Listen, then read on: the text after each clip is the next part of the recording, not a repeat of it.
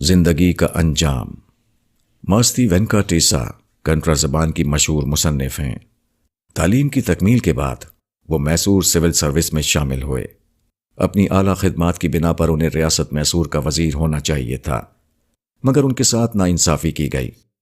چنانچہ وہ بد دل ہو کر وقت سے پہلے ریٹائر ہو گئے۔ ملازمت سے الگ ہو کر انہوں نے کہانیاں اور ناول لکھنا شروع کیا۔ اس میدان میں انہیں غیر معمولی شہرت حاصل ہوئی۔ آج وہ تقریباً 150 کتابوں کے مصنف ہیں۔ ان کی کتاب چکاویرا ارجیندر پر حکومت ہند نے ان کو گیان پیٹھ کا خطاب اور 1.5 لاکھ روپیہ بطور انعام دیا ہے۔ مسٹر وی سری دھر موصوف سے ملے اور ان سے ایک انٹرویو ٹائمز آف انڈیا 12 اگست 1984 لیا۔ مسٹر ماستی اگرچہ اپنی تمام کتابوں کو ادبی شاہکار سمجھتے ہیں، مگر حکومت کے اعلیٰ انعام پر وہ خوش نہ ہو سکے۔ انہوں نے کہا، "I am too old to be happy"، یعنی 94 سال کی عمر کو پہنچ کر میں اتنا زیادہ بوڑھا ہو چکا ہوں کہ کوئی خوشی میرے لیے خوشی نہیں۔ مسٹر ماستی کی پہلی کہانی 1912 میں شائع ہوئی تھی۔ اس لحاظ سے انہیں اپنے ادبی کمالات کے اعتراف کے لیے 70 سال انتظار کرنا پڑا، مگر لمبی مدت کے بعد جب انہیں عزت اور انعام ملا تو وہ وقت تھا جبکہ بڑھاپے نے ان کے چہرے پر جھریوں کی مالا پہنا دی تھی۔ مسٹر ماستی کی کہانی موجودہ دنیا میں ہر شخص کی کہانی ہے۔ اس دنیا میں ہر آدمی کا یہ قصہ ہے کہ وہ محنت کرتا ہے، اپنی ساری طاقت لگا دیتا ہے، بالآخر 70 سال کی محنت کے بعد وہ اس قابل ہوتا ہے کہ اس کو دنیا میں عزت اور انعام ملے، مگر اس وقت وہ بوڑھا ہو چکا ہوتا ہے۔ مزید یہ کہ کسی بھی صبح یا شام موت آ جاتی ہے اور اس کو مجبور کرتی ہے کہ اپنی عمر بھر کی کمائی کو چھوڑ کر ایسی دنیا کی طرف چلا جائے جس کے لیے اس نے کچھ نہیں کیا تھا۔ کہاں سے کہاں۔ 31 اکتوبر 1984 کی صبح 9:15 بجے کا وقت تھا۔ نئی دہلی میں وزیر اعظم ہند کی سرکاری رہائش گاہ میں حسب معمول پولیس اور اسٹاف کی سرگرمیاں اپنے شباب پر تھیں۔ پیشگی اپائنٹمنٹ کے مطابق وسیع اور شاندار لان میں پیٹرا سینوف اپنی پارٹی کے ساتھ آ چکے تھے۔ وہ وزیر اعظم اندرا گاندھی پر ایک فلم تیار کر رہے تھے۔ وزیر اعظم اپنے وقت پر اپنے کمرے سے برآمد ہوئیں۔ وہ لان میں داخل ہونے ہی والی تھیں کہ گولیوں کی آواز سنائی دینے لگی۔ مسز اندرا گاندھی کی حفاظتی پولیس کے 2 مسلح جوانوں نے اچانک ان پر حملہ کر دیا۔ ایک نے پستول سے فائر کیے، دوسرے نے اپنی اسٹین گن کی 20 گولیاں ان کے اوپر خالی کر دیں۔ خون میں لت پت اندرا گاندھی کوئی آخری کلمہ نہ بول سکیں۔ وہ بے ہوش حالت میں ہسپتال لے جائی گئیں، صرف اس لیے کہ ڈاکٹر ان کی طبی موت کا آخری اعلان کر سکے۔ اس سلسلے میں اخبارات میں جو رپورٹیں شائع ہوئی ہیں ان میں سب سے زیادہ عبرت انگیز مسٹر پیٹرا ایسٹینوف کا واقعہ تھا۔ مسٹر ایسٹینوف جو عالمی شہرت رکھنے والے ایکٹر ہیں، ڈائریکٹر اور رائٹر ہیں، وہ مسز اندرا گاندھی کی رہائش گاہ کے لان میں بیٹھے ہوئے تھے۔ وہ ان سے انٹرویو کے منتظر تھے۔ انہوں نے کہا کہ میں ان سے یہ پوچھنا چاہتا تھا کہ واحد اولاد ہونے کے اعتبار سے انہوں نے کس طرح اپنے اکیلے پن کے ساتھ نباہ کیا۔ عین اسی وقت اسٹینوف نے موت کی آواز سنی۔ ہندوستان ٹائمز 1 نومبر 1984۔ راقم الحروف نے جب یہ رپورٹ پڑھی تو مجھ کو یہ خیال آیا کہ اگر الفاظ کے اندر تھوڑی سی تبدیلی کر دی جائے تو غالباً یہ اہم ترین سوال تھا جو اس نازک لمحے میں مسز اندرا گاندھی سے پوچھا جا سکتا تھا۔ الفاظ میں معمولی تبدیلی کے بعد وہ سوال یہ تھا، اب تک آپ 700 ملین انسانوں کے ملک کی محبوب وزیر اعظم تھیں۔ اگلے لمحے آپ کا کیا حال ہوگا جبکہ آپ اپنے آپ کو ایک ایسی دنیا میں پائیں گی جہاں آپ بالکل تنہا اور بے یار و مددگار ہوں گی۔ کیسا عجیب ہے وہ پانا جس کا انجام کھونے کے سوا اور کچھ نہ ہو۔ یہ گونگے شاہکاروں کا عجائب خانہ نہیں۔ تمام سفروں میں ٹرین کا سفر سب سے زیادہ تجربات سے بھرا ہوتا ہے۔ انسانی قافلوں کو لیے ہوئے تیز رفتار ایکسپریس دوڑی چلی جا رہی ہے۔ گاڑی کے دونوں طرف قدرت کے مناظر مسلسل ہمارا ساتھ دے رہے ہیں۔ اس طرح ٹرین گویا زندگی کے بڑے سفر کی ایک علامت بن گئی ہے جو نشانیوں سے بھری ہوئی ایک دنیا میں انسان طے کر رہا ہے۔ مگر جس طرح ٹرین کے مسافر اطراف کے مناظر سے بے خبر ہو کر اپنی ذاتی دلچسپیوں میں گم رہتے ہیں، اسی طرح انسان موجودہ دنیا میں اپنی زندگی کے دن پورے کر رہا ہے۔ بہت کم ایسا ہوتا ہے کہ وہ خدا کی بکھری ہوئی نشانیوں پر غور کرے۔ سورج اپنے روشن چہرے کے ساتھ طلوع ہوتا ہے اور انسان کے اوپر اس طرح چمکتا ہے جیسے وہ کوئی پیغام سنانا چاہتا ہو، مگر وہ کچھ کہنے سے پہلے غروب ہو جاتا ہے۔ درخت اپنی ہری بھری شاخیں نکالتے ہیں، دریا اپنی موجوں کے ساتھ رواں ہوتا ہے۔ یہ سب بھی کچھ کہنا چاہتے ہیں، مگر انسان ان کے پاس سے گزر جاتا ہے بغیر اس کے کہ ان کا کوئی بول اس کے کان میں پڑا ہو۔ آسمان کی بلندیاں، زمین کی رانائیاں، سب ایک عظیم اجتماع کے شرکا معلوم ہوتے ہیں، مگر ان میں سے ہر ایک خاموش کھڑا ہوا ہے، وہ انسان سے ہم کلام نہیں ہوتا۔ یہ عظیم کائنات کیا گونگے شاہکاروں کا عجائب خانہ ہے؟ نہیں، حقیقت یہ ہے کہ ان میں سے ہر ایک کے پاس خدا کا ایک پیغام ہے اور وہ اس کو ابدی زبان میں نشر کر رہا ہے، مگر انسان دوسری آوازوں میں اتنا کھویا ہوا ہے کہ اس کو کائنات کا خاموش کلام سنائی نہیں دیتا۔ ایک سفر میں ہم ایک درمیانی اسٹیشن پر نماز پڑھنے کے لیے اترے۔ اسٹیشن کے آدمیوں سے پوچھا کہ پچھم کس طرف ہے، مگر کسی کے پاس اس سادہ سے سوال کا جواب نہ تھا۔ میں نے سوچا، سورج ایک روشن ترین حقیقت کی حیثیت سے روزانہ ان کے اوپر نکلتا ہے اور ڈوبتا ہے، مگر لوگ اپنے آپ میں اتنے گم ہیں کہ ان کو مشرق و مغرب کا پتہ نہیں۔ پھر وہ لطیف پیغام جو سورج اور اس کے کائناتی ساتھی اپنی خاموش زبان میں نشر کر رہے ہیں، ان سے کیسے کوئی باخبر ہو سکتا ہے؟ ہماری ٹرین ایک اسٹیشن پر رکی۔ میں باہر آ کر پلیٹ فارم پر کھڑا ہو گیا۔ سورج ابھی ابھی غروب ہوا تھا۔ ہرے بھرے درخت، ان کے پیچھے سرخی ملی ہوئی روشنی اور اس کے اوپر پھیلے ہوئے بادل عجیب آفاقی حسن کا منظر پیدا کر رہے تھے۔ ان میں یہ حسن ان کی بلندی نے پیدا کیا ہے۔ میں نے سوچا، مگر انسان اس بلندی تک جانے کے لیے تیار نہیں ہوتا۔ وہ اس سطح پر نہیں جیتا جس سطح پر درخت جی رہے ہیں۔ وہ وہاں بسیرا نہیں لیتا جہاں روشنی اور بادل برسیرا لیے ہوئے ہیں۔ اس کے برعکس وہ سطحی مفادات میں جیتا ہے۔ وہ جھوٹی دوستی اور جھوٹی دشمنی میں سانس لیتا ہے۔ کائنات کا ہم سفر بننے کے بجائے اپنے آپ کو وہ اپنی ذات کے خول میں بند کر لیتا ہے۔ ایک ایسی دنیا جہاں جنتی فضائیں اس کا انتظار کر رہی ہیں، وہاں وہ اپنے آپ کو دوزخ کے ماحول میں ڈال دیتا ہے۔ انسانی دنیا کے بگاڑ کی ساری وجہ یہی ہے۔ اگر وہ بلند سطح پر جینے لگے تو اس کی زندگی میں بھی وہی حسن آ جائے جو قدرت کے حسین مناظر میں دکھائی دیتا ہے۔ زیادہ نازک۔ ایک مسلم نوجوان نے جدید تعلیم حاصل کی۔ اس کے بعد اس کو باہر کے ایک ملک میں کام ملا اور وہ اس کے لیے روانہ ہو گیا۔ اس کے ماں باپ اس کو رخصت کرنے کے لیے ہوائی اڈے پر آئے۔ نوجوان کے مشرقی باپ نے آخری وقت میں نصیحت کرتے ہوئے کہا، دیکھو بیٹے، جب ہوائی جہاز کے اندر بیٹھنا تو اپنے چاروں طرف آیت الکرسی کا گھیرا بنا لینا اور درود شریف پڑھتے رہنا۔ یہ سن کر ایک شخص نے کہا، آپ بیٹے کو اس قسم کی نصیحت کیوں کر رہے ہیں؟ بزرگ بولے، اس لیے کہ یہ ہوائی سواری ہے، راستے میں ذرا سی بھی کوئی بات پیش آئے تو کیا سے کیا ہو جائے۔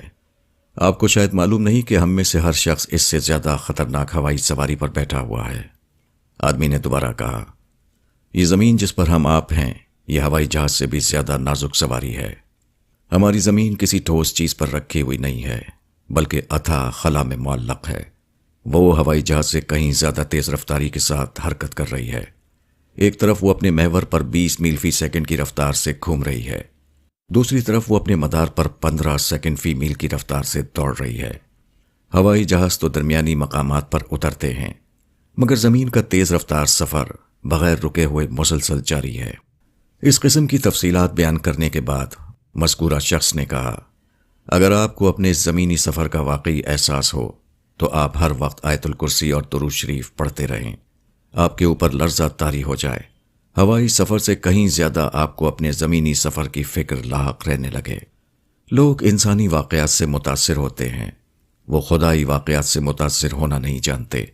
کوئی شخص کرتب کے زور سے اپنے آپ کو اس طرح دکھائے کہ اس کا پاؤں چھت پر ہو اور اس کا سر نیچے کی طرف لٹکا ہوا ہو تو بے شمار لوگ اس عجیب واقعے کو دیکھنے کے لیے جمع ہو جائیں گے، مگر لوگوں کو یاد نہیں کہ وہ خود اسی قسم کے عجیب تر واقعے کی مثال ہیں، کیونکہ ہم میں سے ہر شخص کا حال یہ ہے کہ وہ زمین کی سطح پر لٹکا ہوا ہے۔ زمین گول ہے۔ زمین پر فی الواقع یہ صورت پائی جاتی ہے کہ آدمی اس کے اوپر مذکورہ کرتب باز آدمی کی طرح لٹکے ہوئے ہیں۔ ہندوستان والوں کے لیے امریکہ کے لوگ اس طرح ہیں کہ زمین کی سطح پر ان کا پاؤں ہے اور ان کا سر زمین کی نیچے لٹک رہا ہے۔ اسی طرح امریکہ والوں کے لیے ہندوستان کے لوگ سر نیچے اور پاؤں اوپر کیے ہوئے زمین پر چل پھر رہے ہیں۔ خدا سے ڈرو۔ آج کوئی بستی ایسی نہیں ہے جہاں ایک آدمی دوسرے آدمی کو ستا نہ رہا ہو، جہاں ایک آدمی دوسرے آدمی کو اپنے ظلم کا نشانہ نہ بنائے ہوئے ہو۔ مگر لوگ کس آدمی کو ستاتے ہیں؟ اس آدمی کو جو ان کی نظر میں کمزور ہو، جو دادا گیری کرنا نہ جانتا ہو، جس نے اپنے آگے پیچھے ساتھیوں کی فوج نہ جمع کر رکھی ہو، جو پولیس اور کچہری سے دور رہنا چاہتا ہو۔ لوگ بے زوروں کے لیے بہادر ہیں، اور جو شخص لوگوں کو زور آور دکھائی دیتا ہے اس کے لیے کوئی بہادر نہیں، مگر یہ اندھے پن کی آنکھ سے دیکھنا ہے۔ اگر ان کے پاس دیکھنے والی آنکھ ہو تو وہ سب سے زیادہ اس سے ڈریں جس کو وہ بے زور سمجھتے ہیں، کیونکہ جو شخص بے زور ہے اس کے پیچھے خدا کھڑا ہوا ہے۔ دنیا میں جو کچھ ہو رہا ہے وہ آزمائش کے منصوبے کے تحت ہو رہا ہے۔ خدا ہر شخص کے بارے میں جانتا ہے کہ ان میں سے کون ہے جو اللہ سے ڈرنے والا ہے اور وہ کون ہے جو اللہ سے بے خوف ہے۔ اس کی جانچ کیسے ہو؟ اس کی جانچ ان اشخاص کی سطح پر نہیں ہو سکتی جو اپنی زور آوری کی وجہ سے لوگوں کو مروب کیے رہتے ہیں، جن کی طاقت دیکھ کر لوگوں کو ان پر ہاتھ ڈالنے کی ہمت نہیں ہوتی۔ ان کے خلاف اگر لوگ برائی نہ کریں تو یہ ان کی اپنی طاقت سے ڈرنے کی وجہ سے ہوگا، نہ کہ خدا کے ڈر کی وجہ سے۔ مگر ایک شخص ہے جس کے پاس ان چیزوں میں سے کوئی چیز نہیں، جو لوگوں کو مروب اور خوفزدہ کرتی ہے۔ اس کو ستانے سے اگر کوئی شخص بچتا ہے تو اس کی وجہ یقیناً اخلاقی ہوگی، نہ کہ مادی۔ خدا کچھ افراد کو بے زور اور بے حیثیت بنا کر لوگوں کے درمیان رکھتا ہے، اور پھر ان کو دیکھتا ہے کہ وہ اس کے ساتھ کیا سلوک کرتے ہیں۔ جو شخص کمزور آدمی کے ساتھ بے انصافی کرنے سے ڈرا وہ گویا خدا سے ڈرا، اس کا ٹھکانہ جنت ہوگا۔ جو شخص کمزور آدمی کے ساتھ بے انصافی کرنے سے نہیں ڈرا وہ گویا خدا سے نہیں ڈرا۔ ایسا شخص جہنم کی بھڑکتی ہوئی آگ میں ڈال دیا جائے گا۔ ہر آدمی بری زندگی گزار کر مر جاتا ہے تاکہ موت کے بعد اور زیادہ بری زندگی کی طرف دھکیل دیا جائے۔ کائنات بیان دے گی۔ مجھے ایک بار لکھنؤ کے ایک علاقے میں جانا ہوا جہاں آم کے باغات تھے۔ میں نے دیکھا کہ درختوں پر پھل لگے ہوئے ہیں مگر سب کے سب کالے ہو رہے ہیں۔ دریافت کرنے پر معلوم ہوا کہ یہ دھوئیں کی وجہ سے کالے ہو گئے ہیں۔ ان باغات کے پاس اینٹ کے بھٹے تھے جن کی چمنیوں سے ہر وقت کوئلے کا دھواں نکلتا رہتا تھا۔ اس دھوئیں کی وجہ سے تمام پھل کالے ہو کر خراب ہو گئے، ان کی بڑھوتری رک گئی، وہ منڈی میں بیچنے کے قابل نہ رہے۔ یہی اس دنیا کی تمام چیزوں کا حال ہے۔ دنیا کے بنانے والے نے اس کو نہایت حکمت کے ساتھ بنایا ہے۔ اس کی ہر چیز بے حد نازک اور لطیف ہے۔ حقیقت یہ ہے کہ کائنات ایک انتہائی بامعنی کارخانہ ہے۔ وہ کسی ایسی چیز کو قبول نہیں کرتی جو اس کے مزاج کے خلاف ہو، جو اس کی تخلیقی اسکیم کے مطابق نہ ہو۔ مگر کائنات کے سب سے زیادہ سرسبز اور قیمتی حصے پر انسان ہر وقت ظلم و فساد جاری کیے ہوئے ہے۔ حق کے نام پر حق کو قتل کیا جا رہا ہے، اور کائنات اپنی تمام معنویت کے باوجود خاموش کھڑی ہوئی ہے۔ وہ زمین پر سب کچھ ہوتے ہوئے دیکھتی ہے مگر اس کے بارے میں اپنا کوئی بیان نہیں دیتی۔ اس کی وجہ یہ ہے کہ اس کے خدا نے ایک مقرر مدت تک اس کو روک رکھا ہے۔ جب یہ مدت ختم ہوگی تو اچانک وہ بول پڑے گی۔ اس وقت وہ سب کچھ کہہ ڈالے گی جس کو آج وہ دیکھتی ہے مگر نہیں کہتی۔ آدمی اپنے اقتدار کی سیاست چلاتا ہے اور اس کو خدا کی سیاست کا نام دیتا ہے۔ وہ مکمل اصلاح کے نفاذ کا نعرہ لگاتا ہے، اور جب آزمایا جائے تو معلوم ہوتا ہے کہ وہ جزوی اصلاح پر بھی قائم نہیں۔ وہ اپنے پڑوسی کو ستاتا ہے اور دور کے ظالم کے خلاف جھنڈا لے کر کھڑا ہوتا ہے۔ وہ اپنی انا کی پرستش میں لگا ہوتا ہے اور دوسرے کی انانیت اور تعصب کا اعلان کرنے کے لیے اسٹیج سجاتا ہے۔ وہ مفاد پرستی اور استحصال میں غرق ہوتا ہے اور انصاف اور انسانیت کے عنوان پر تقریریں کرتا ہے۔ وہ ضد اور نفرت اور انتقام کے تحت کارروائی کرتا ہے اور زبان سے یہ ظاہر کرتا ہے کہ وہ صرف حق کے لیے ایسا کر رہا ہے۔ وہ اپنے بدترین شیطانی کاموں کو بیان کرنے کے لیے بھی نہایت خوبصورت الفاظ پا لیتا ہے۔ یہ سب کچھ انسانی دنیا میں ہو رہا ہے۔ اور کائنات اپنی تمام نفاست اور لطافت کے باوجود چپ رہتی ہے۔ وہ سچ کو سچ نہیں کہتی اور جھوٹ کے جھوٹ ہونے کا اعلان نہیں کرتی۔ کیا کائنات کے اندر تضاد ہے؟ کیا یہ ایک گونگی کائنات ہے؟ جس کائنات کے پاس سریلے نغمے بکھیرنے والی چڑیاں ہوں، کیا اس کے پاس حق کا اعلان کرنے کے لیے زبان نہیں؟ قرآن اس سوال کا جواب دیتا ہے۔ قرآن بتاتا ہے کہ کائنات کی یہ خاموشی اس لیے ہے کہ خدا نے اس کو قیامت کے آنے تک خاموش رہنے کا حکم دے رکھا ہے۔ جیسے ہی سور پھونکا جائے گا، تمام زبانوں کی مہریں ٹوٹ جائیں گی۔ اس وقت ساری کائنات ایک عظیم الشان ٹیپ ریکارڈر بن جائے گی، اور پھر خدا کے گواہ کی حیثیت سے وہ سب کچھ بتائے گی جو حق اور عدل کے مطابق اسے بتانا چاہیے۔ اس وقت لوگوں کو معلوم ہوگا کہ جس کائنات کے پاس رات کو دن بنا دینے والا سورج تھا، اس کے پاس یہ بھی انتظام تھا کہ تاریکی میں چھپے ہوئے اعمال کو اجالے میں لا سکے۔ کیسی عجیب محرومی! آپ کسی شخص کو $1 دیں اور اس سے کہیں کہ آگے اسی قسم کے 1 کروڑ سکے پڑے ہوئے ہیں، اگر تم تیزی سے جاؤ تو اس پورے ذخیرے کو حاصل کر سکتے ہو۔ ایسا آدمی $1 دیکھ کر کیا کرے گا؟ وہ 1 کو بھول کر 1 کروڑ کی طرف دوڑ پڑے گا۔ ایسا ہی کچھ معاملہ دنیا اور آخرت کا ہے۔ موجودہ دنیا آخرت کا تعارف ہے۔ یہاں آدمی ان نعمتوں اور لذتوں کی ابتدائی پہچان حاصل کرتا ہے جس کو خدا نے کامل طور پر آخرت میں مہیا کر رکھا ہے۔ یہ اس لیے ہے تاکہ آدمی جز سے کل کو سمجھے، وہ قطرے کو دیکھ کر سمندر کا اندازہ کرے۔ اگر آدمی کو دنیا کی صحیح معرفت حاصل ہو تو اس کے لیے دنیا مذکورہ $1 کی مانند ہو جائے گی۔ وہ جھوٹی لذت کو چھوڑ کر بڑی لذت کی طرف بھاگے گا۔ وہ دنیا کو بھول کر آخرت کی طرف دوڑ پڑے گا۔ اس کے برعکس جو شخص دنیا کی صحیح نوعیت کو نہ سمجھے، وہ موجودہ دنیا ہی کو سب کچھ سمجھ بیٹھے گا۔ وہ آخرت کو بھول کر اسی دنیا کی چیزوں میں ہمتن مشغول ہو جائے گا۔ سورج اس لیے ہے کہ وہ آخرت کی روشنیوں سے بھری زندگی سے انسان کو متعارف کرے، مگر انسان سورج کو دیکھ کر یہ کرتا ہے کہ وہ خود سورج ہی کو اپنا معبود بنا لیتا ہے۔ پھولوں اور درختوں کا حسن اس لیے ہے کہ وہ آدمی کو آخرت کے حسن کی یاد دلائے، مگر انسان پھولوں اور درختوں کو آخری چیز سمجھ کر انہی کے درمیان اپنی مستقل جنت بنانے لگتا ہے۔ دنیا کی لذتیں اس لیے ہیں کہ انسان کو ہمتن آخرت کا مشتاق بنا دیں، مگر انسان انہی لذتوں میں ایسا کھوتا ہے کہ اس کو آخرت کی یاد بھی نہیں آتی۔ جو شخص موجودہ دنیا کی دل فریبیوں میں گم ہو جائے، اس نے اپنی آخرت کو کھو دیا۔ ایسا شخص آخرت میں پہنچے گا تو وہاں کی ابدی نعمتوں کو دیکھ کر اس کا یہ حال ہوگا گویا اس کا سینہ حسرت و یاس کا قبرستان بن چکا ہے۔ وہ کہے گا کہ میں بھی کیسا نادان تھا، میں نے جھوٹے عیش کی خاطر حقیقی عیش کو کھو دیا، میں نے جھوٹی لذت کے پیچھے حقیقی لذت گنوا دی، میں نے جھوٹی آزادی سے فریب کھا کر اپنے آپ کو حقیقی آزادی سے محروم کر لیا۔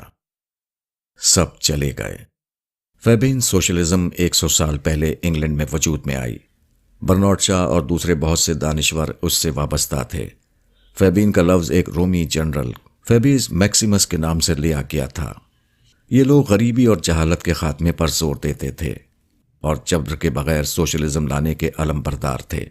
یہ گروہ فیبین سوسائٹی کے نام سے مشہور ہوا۔ اس نظریے کو ماننے والوں میں ایک خاتون بیٹریس ویب بھی تھیں۔ وہ اپنی ڈائری میں لکھتی رہتی تھیں، جو ان کے بعد شائع ہو کر کافی مقبول ہوئی۔ اس ڈائری کے آخری اندراجات میں سے ایک وہ ہے جو انہوں نے 1943 کی کسی تاریخ کو لکھا تھا۔ اس میں مذکورہ خاتون نے تحریر کیا تھا: ہر چیز اور ہر شخص غائب ہوتے جا رہے ہیں۔ چرچل، روزویلٹ، اسٹالن سب چلے گئے۔ کیسے عجیب ہیں یہ واقعات، اور کس قدر زیادہ میری ڈائری میں لکھے جانے کے قابل، مگر وہ بھی اچانک ایک روز غائب ہو جائے گی۔ ہندوستان ٹائمز، 25 دسمبر 1984۔ کیسے کیسے انسان اس دنیا میں آتے ہیں، وہ کیسے کیسے کمالات دکھاتے ہیں، اور پھر اچانک ایک روز اس دنیا سے چلے جاتے ہیں، جیسے کہ ان کا یہاں آنا اور یہاں سے جانا ان کی اپنی مرضی سے نہ ہو، بلکہ کوئی اور ہو جو ان کو یہاں لاتا ہو اور پھر اپنے یک طرفہ فیصلے کے تحت انہیں یہاں سے اٹھا لے جاتا ہو۔ اس واقعے کی کوئی بھی بامعنی توجیہ اس کے سوا نہیں ہے کہ پیغمبروں کی اطلاع کے مطابق آخرت کو مانا جائے۔ آخرت کو شامل کرنے کے بعد موجودہ دنیا کی ہر چیز بامعنی ہو جاتی ہے، اور آخرت کو شامل کیے بغیر موجودہ دنیا کی ہر چیز بے معنی۔ 21واں منٹ۔ موجودہ دنیا میں انسان بظاہر آزاد ہے۔ ایسا معلوم ہوتا ہے کہ وہ جو چاہے کرے، کوئی اس کا ہاتھ پکڑنے والا نہیں۔ اس صورتحال نے انسان کو غفلت میں ڈال دیا ہے۔ ہر آدمی بے خوف بنا ہوا ہے۔ ہر آدمی وہ سب کر ڈالنا چاہتا ہے جس کو کرنے کے لیے اس کا دل کہے، مگر یہ صورتحال سراسر وقتی ہے۔ آدمی کے پاس صرف ایک محدود مدت ہے۔ اس خاص مدت کے اندر ہی وہ سرکشی کر سکتا ہے۔ اس مدت کے ختم ہوتے ہی اس کا مالک اسے پکڑ لے گا۔ اس کے بعد وہ مجبور ہوگا کہ اپنی سرکشی کا انجام ابدی طور پر بھگتتا رہے۔ ہوائی جہاز کو اڑانے کے لیے 2 پائلٹ ہوتے ہیں۔ 21 جولائی 1983 کو یہ واقعہ ہوا کہ ایک ہوائی جہاز اٹلانٹک سمندر کے اوپر اڑ رہا تھا۔ عین پرواز کی حالت میں اس کے دونوں پائلٹ یعنی ہواباز سو گئے اور مسلسل 20 منٹ تک سوتے رہے۔ وہ صرف اس وقت بیدار ہوئے جبکہ پائلٹ کیبن میں خاص طرح کا الارم بجنا شروع ہو گیا۔ ہندوستان ٹائمز 22 جولائی 1983۔ یہ ہوائی جہاز کسی اتفاقی سبب سے اپنی روانگی کے مقام پر 12 گھنٹے لیٹ ہو گیا تھا۔ اس غیر معمولی حادثے کی وجہ سے پائلٹ بے حد تھکے ہوئے تھے۔ جب انہوں نے ہوائی جہاز کو اڑایا تو اس کے انجن کو انہوں نے خاص رفتار پر سیٹ کر دیا۔ اب ہوائی جہاز ایک بندھی ہوئی رفتار پر اڑنے لگا۔ اس درمیان میں تھکے ہوئے ہوابازوں کی آنکھ بند ہو گئی اور وہ مسلسل 20 منٹ تک سوتے رہے، یہاں تک کہ کنٹرول کا نظام بگڑ گیا اور ہوائی جہاز کی رفتار غیر معمولی تیز ہو گئی۔ اس کے بعد مشینی نظام کے تحت جہاز کا مخصوص الارم بجنے لگا۔ الارم کی وجہ سے پائلٹ جاگ اٹھے اور فوراً انجن کو سنبھال لیا۔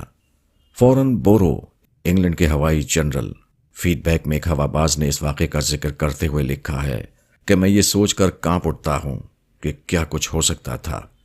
موجودہ زندگی کو اگر 20 منٹ کا لمحہ فرض کریں اور اس کے بعد 21ویں منٹ کو آخر میں داخلے کے ہم معنی قرار دیں تو ہم کہہ سکتے ہیں کہ قدرت نے انسان کو صرف 20 منٹ تک غلطی کرنے کی اجازت دی ہے۔ اگر وہ آخر وقت تک ہوشیار نہ ہو تو قدرت اس کو 21ویں منٹ میں غلطی کرنے کی اجازت نہ دے گی۔ 20 منٹ کے بعد اس کے لیے یا تو اپنی اصلاح کر لینا ہے یا موت کی گرفتاری۔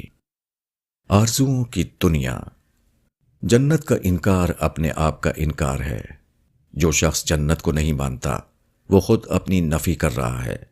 جو شخص جنت کو مانتا ہے مگر اس کے لیے عمل نہیں کرتا، وہ ایسا خریدار ہے جو ایک چیز خریدنا چاہتا ہے مگر اس کی قیمت دینے کے لیے تیار نہیں۔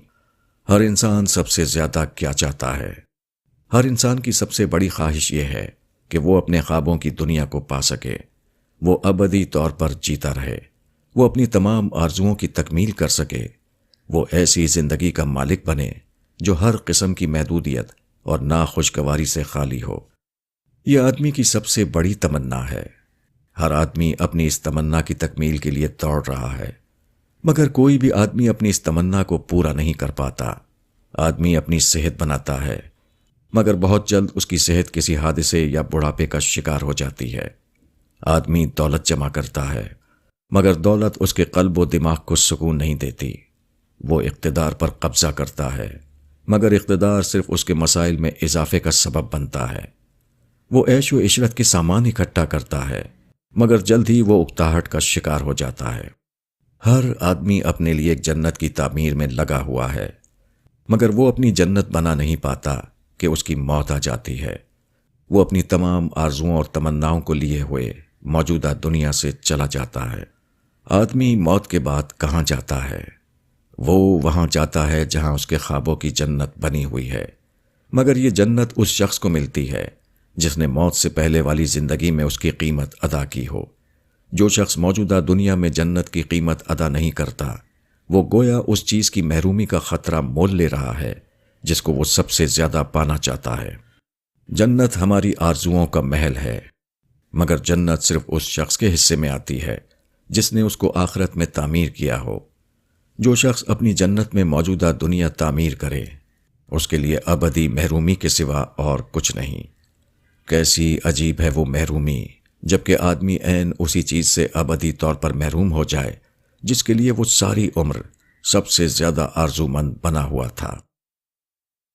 ہر چیز میں سبق۔ خواجہ حسن نظامی کا ایک مضمون ہے، مچھر کی کہانی۔ خواجہ صاحب نے مچھر سے شکایت کی کہ تم اتنا کیوں پریشان کر رہے ہو، ہم کو سونے کیوں نہیں دیتے؟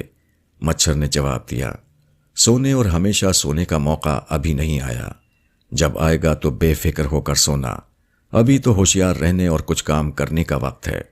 اگر نصیحت لینے کا ذہن ہو تو مچھر کی بنبناہٹ میں بھی آدمی کو زندگی کا پیغام مل جاتا ہے، اور اگر نصیحت لینے کا ذہن نہ ہو تو بم کے دھماکے اور ٹینکوں کی گڑگڑاہٹ بھی جمود کو توڑنے کے لیے ناکافی ہے۔ ایسے لوگوں کو قیامت کا طوفان ہی بیدار کر سکتا ہے، مگر افسوس کہ قیامت کے طوفان سے بیدار ہونے کا کوئی فائدہ نہیں، کیونکہ وہ بدلہ پانے کا وقت ہوگا، نہ کہ عمل کرنے کا۔ قرآن میں کہا گیا ہے کہ جنتی وہ ہے جو اللہ کے پاس قلب سلیم لے کر آئے۔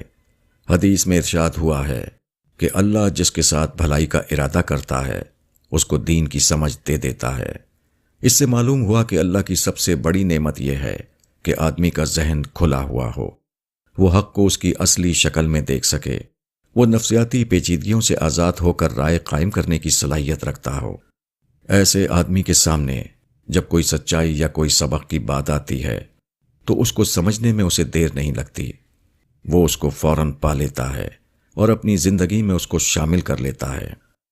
دنیا میں ہر طرف اللہ کی نشانیاں بکھری ہوئی ہیں، کہیں جمادات خاموش زبان میں کسی حقیقت کی طرف اشارہ کرتے ہیں، کہیں مچھر اپنی زبان میں کوئی پیغام دیتا ہے، کہیں انسانوں کے درمیان کوئی واقعہ ہوتا ہے اور اس میں ایک چھپا ہوا سبق موجود ہوتا ہے، کبھی کوئی اللہ کا بندہ کھلی ہوئی نصیحت کی زبان میں کسی امر حق کی طرف متوجہ کرتا ہے۔ ان تمام مواقعوں پر وہی شخص سچائی کو پائے گا جس نے اپنا سینہ سچائی کے لیے کھلا رکھا ہو۔ اگر آدمی کے اندر سبق لینے اور بات کو پکڑنے کا مزاج نہ ہو تو کوئی بھی چیز اسے فائدہ نہیں دے سکتی۔ کھلے ذہن کا آدمی مچھر سے بھی سبق لے سکتا ہے، اور جس نے اپنے ذہن کی کھڑکیاں بند کر لی ہوں اس کے لیے خدا کی کتاب اور رسول کا کلام بھی ہدایت کو پانے کے لیے ناکافی ہے۔ سب سے بڑی چیز سبق لینے کا مزاج ہے۔ جس شخص کے اندر یہ مزاج پیدا ہو جائے اس کے لیے خدا کی ساری دنیا ایک زندہ کتاب بن جائے، اور جو اس مزاج سے محروم ہو وہ ایک قسم کا جانور ہے جو سب کچھ دیکھنے اور سننے کے بعد بھی نہیں جانتا کہ کیا دیکھا اور کیا سنا۔ خرچ سے اضافہ۔ مسٹر رام رتن کپلا نے 1937 میں 15 روپے ماہوار کی ایک ملازمت سے اپنی زندگی کا آغاز کیا۔ اب دہلی میں نرائنا انڈسٹریل ایریا میں ان کی فیکٹری ہے اور آصف علی روڈ پر بہت بڑا شو روم ہے۔ انہوں نے اپنی ابتدائی دور کا ایک واقعہ اس طرح بتایا۔ یہ 1945 کی بات ہے، جبکہ میں ایک میکینک کی حیثیت سے کام کرتا تھا۔ میں نے کافی محنت سے کام کیا اور دھیرے دھیرے 25,000 روپے بینک میں جمع کر لیے۔ میں بہت خوش تھا کہ میں نے کارنامہ انجام دیا ہے۔ اس کے بعد ایسا ہوا کہ راولپنڈی کے ایک بزرگ خواجہ صاحب انہی دنوں میرے پاس آئے۔ ہمارے ان کے درمیان بہت پرانے مراسم تھے، میں ان کی بہت عزت کرتا تھا۔ انہوں نے مجھ سے میرے کام کے بارے میں پوچھا۔ میں نے فخر کے ساتھ انہیں بتایا کہ میں نے 25,000 روپیہ بچا لیا ہے جو بینک میں جمع ہے۔ مجھے امید تھی کہ وہ مجھ کو شاباش دیں گے۔ اس کے برعکس انہوں نے مجھ کو لعنت ملامت کی اور کہا کہ تم نے اپنا وقت خراب کیا، تم کو شرم آنی چاہیے کہ تمہارے پاس 25,000 روپیہ بیکار پڑا ہوا ہے صرف اس لیے کہ بینک کا سود ملتا رہے۔ اگر تم یہ بتاتے کہ میرے اوپر بینک کا قرض ہے تو البتہ مجھے خوشی ہوتی۔ تم فوراً بمبئی جاؤ، کلکتہ جاؤ، وہاں جا کر کاروبار دیکھو، ایجنسی لو، روپیے کو کام میں لاؤ۔ شری رام کپلا نے بتایا کہ اس کے بعد میں 1945-46 میں بمبئی گیا، وہاں ریفریجریٹر بنانے والی بڑی کمپنیوں کی ایجنسیاں لیں۔ اس کے بعد ہمارا کاروبار خوب بڑھا، کافی پیسہ ہاتھ آیا۔ اس کے بعد میں نے 12 روپیہ ماہوار کا گیرج چھوڑ دیا اور 1,000 روپیہ ماہوار کا کرائے پر موجودہ شو روم لیا۔ خدا نے اپنی دنیا کا نظام کچھ اس طرح بنایا ہے کہ یہاں خرچ کرنے سے اضافہ ہوتا ہے۔ آپ چند دانے خرچ کرتے ہیں تو کھیت اس کے بدلے میں آپ کو ہزاروں دانے لوٹاتا ہے۔ کاروبار میں آدمی روپیہ لگاتا ہے تو وہ کئی گنا زیادہ ہو کر اس کی طرف واپس آتا ہے۔ معاشرے میں صدقات و خیرات کی صورت میں جو خرچ کیا جاتا ہے وہ بھی اس طرح اضافہ ہو کر آدمی کی طرف لوٹتا ہے کہ اس سے سماج میں باہمی اعتماد، ایک دوسرے کا لحاظ، حقوق کی ادائیگی، دوسرے کے معاملے کو اپنا معاملہ سمجھنا جیسے احساسات پرورش پاتے ہیں۔ اور وہ بے شمار صورتوں میں خود دینے والے کو نفع پہنچاتے ہیں۔ آخرت کے لیے خرچ کا معاملہ بھی یہی ہے۔ اگر آپ آخرت کی راہ میں خرچ کریں تو وہ 10 گنا سے 700 گنا تک، بلکہ اس سے بھی زیادہ بڑی ہوئی صورت میں آپ کی طرف لوٹایا جائے گا۔ آخرت کی راہ میں خرچ سے جو اضافہ ہوتا ہے وہ سب سے بڑا اضافہ ہے، کیونکہ وہ نہ صرف مقدار میں زیادہ ہے بلکہ وہ دائمی بھی ہے۔ آخرت کے سوا کوئی دوسرا اضافہ دائمی نہیں۔ جب پردہ کھلے گا۔ خدا کی طرف سے جتنے پیغمبر آئے ان سب کے ساتھ ایک ہی مشترک حادثہ پیش آیا۔ وقت کے اکابر نے ان کو نظر انداز کر دیا۔ جو لوگ ماحول کے اندر بڑائی کا مقام حاصل کیے ہوئے تھے انہوں نے ان کو قابل اتفاق نہیں سمجھا۔ وقت کے یہ اکابر سب کے سب وہ لوگ تھے جو خدا کو مانتے تھے۔ وہ اس کو بھی مانتے تھے کہ خدا کی طرف سے خدا کا پیغام دینے والا آتا ہے، حتیٰ کہ ان میں ایسے بھی لوگ تھے جو آنے والے پیغمبر خدا کا پہلے سے انتظار کر رہے تھے۔ وہ اس کی یاد میں پرجوش تقریریں کرتے تھے، مگر جب وہ آنے والا آیا تو انہوں نے اس کو نہیں پہچانا۔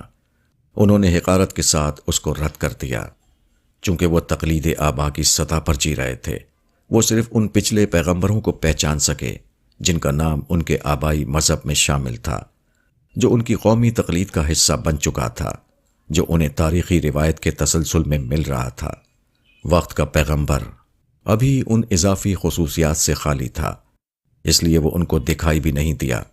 وقت کے نمائندہ خدا کو پہچاننے کے لیے جوہر شناسی کی صلاحیت درکار تھی، اور یہ لوگ اس سے محروم تھے۔ پھر وہ وقت کے پیغمبر کو کس طرح پہچانتے؟ یہ سب کرتے ہوئے وہ مذہب کا جھنڈا بھی اٹھائے ہوئے تھے۔ وہ پچھلے پیغمبروں کا مومن ہونے پر فخر کرتے تھے۔ عوام کے درمیان وہ خدا کے دین کے سب سے بڑے حامی بنے ہوئے تھے، مگر خدا کے یہاں وہ بالکل بے قیمت قرار پائے، کیونکہ ان کا مذہب آبا کی تقلید کی سطح پر پیدا ہوا تھا، نہ کہ حقیقت کے اعتراف کی سطح پر۔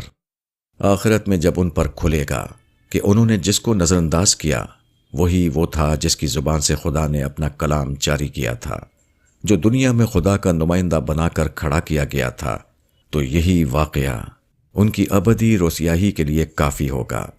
وہ کہیں گے کہ ہائے ہمارا اندھا پن، ہم نے اسی کو نہ دیکھا جس کو ہمیں سب سے زیادہ دیکھنا چاہیے تھا، ہم نے اسی کو نہ پہچانا جس کو ہمیں سب سے زیادہ پہچاننا چاہیے تھا۔ جھوٹی عظمت۔ نپولین بوناپارٹ ایک فوجی افسر تھا۔ حالات سے فائدہ اٹھا کر وہ فرانس کی حکومت پر قابض ہو گیا۔ 1804 میں اس نے فرانس کے شہنشاہ ہونے کا اعلان کر دیا۔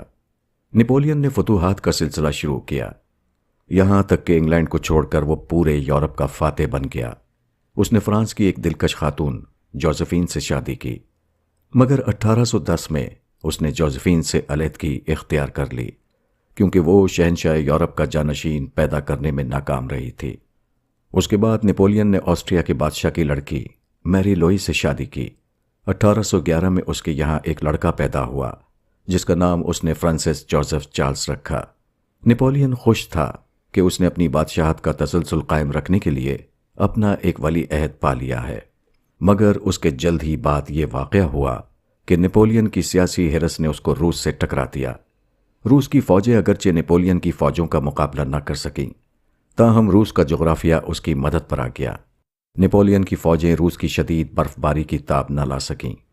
نپولین اس حال میں روس سے واپس آیا کہ اس کی فوج کا بڑا حصہ راستے میں برباد ہو چکا تھا۔ یہ واقعہ 1812 میں ہوا۔ بعد کے حالات اس کے لیے اور بھی ناموافق ثابت ہوئے، یہاں تک کہ 1815 میں نپولین کو برطانوی فوجوں کے مقابلے میں شکست ہوئی۔ اس کو گرفتار کر کے جزیرہ سینٹ ہیلینا بھیج دیا گیا۔ یہاں 1821 میں وہ قید کی حالت میں مر گیا۔ انسان اپنی اولاد تک کے لیے عظمت کا خواب دیکھتا ہے، حالانکہ وہ خود بہت جلد بے عظمت ہو جانے والا ہے۔ اس دنیا میں ہر روز کوئی نپولین بے عظمت ہو کر مر رہا ہے، مگر کوئی نہیں جو اس سے سبق لے، کوئی نہیں جو اس کو اپنی زندگی کے لیے رہنما بنائے۔ موجودہ دنیا میں ہر انسان کو صرف محدود موقع دیا گیا ہے، مگر ہر انسان اپنے لیے لامحدود منصوبہ بناتا ہے۔ ہر شخص کی عظمت آخرکار یہاں خاک میں مل جاتی ہے۔ ہر دیکھنے والا اس کو دیکھتا ہے، مگر کوئی اس سے سبق نہیں لیتا۔ ہر آدمی اسی کہانی کو دوبارہ لکھنا چاہتا ہے جس کو اس کے پیش رو نے لکھنا چاہا تھا، مگر وہ اس کو لکھنے میں ناکام رہا۔ آنے والا دن۔ موجودہ دنیا میں جب کوئی آدمی خدا کو مانتا ہے تو وہ دلیل کی بنیاد پر خدا کو مانتا ہے۔ آخرت میں جو لوگ خدا کو مانیں گے وہ خدا کے زور قوت کی بنیاد پر خدا کو مانیں گے۔ گویا موجودہ دنیا میں دلیل خدا کی نمائندہ ہے۔ اس کے برعکس آخرت میں یہ ہوگا کہ خدا خود اپنی ذات کمال کے ساتھ اپنے آپ کو منوانے کے لیے انسان کے سامنے ظاہر ہو جائے گا۔ اس سے یہ معلوم ہوا کہ حقیقت میں خدا کو ماننے والا کون ہے اور اس کو نہ ماننے والا کون۔ خدا کو ماننے والا وہ ہے جو معقولیت کے وزن کو مانے، جو حق کے آگے اس وقت جھک جائے جبکہ اس کے ساتھ لفظی دلیل کے سوا اور کوئی زور شامل نہ ہو۔ اس کے برعکس جس کا حال یہ ہو کہ کوئی بات محض اپنی سچائی کی بنا پر اس کو متاثر نہ کر سکے، وہ کسی سچائی کو صرف اس وقت مانے جبکہ وہ کسی وجہ سے اس کو ماننے کے لیے مجبور ہو گیا ہو۔ جس سچائی کے ساتھ ایسا کوئی دباؤ موجود نہ ہو وہ اس کو ماننے کے لیے بھی تیار نہ ہوتا ہو، ایسا آدمی خدا کو ماننے والا نہیں۔ اس کا معبود ظاہری طاقت ہے، نہ کہ غیبی خدا۔ خدا اپنے ماننے کا ثبوت غیب کی سطح پر لے رہا ہے اور لوگ اس کو ماننے کا ثبوت شہود کی سطح پر دینا چاہتے ہیں۔ خدا چاہتا ہے کہ آدمی حق کے آگے جھک جائے، مگر آدمی صرف طاقت کے آگے جھکنے کے لیے تیار ہوتا ہے۔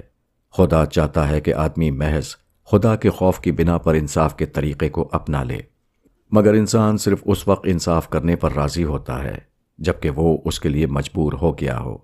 جہاں مجبوری نہ ہو وہاں وہ فوراً سرکشی کرنے لگتا ہے۔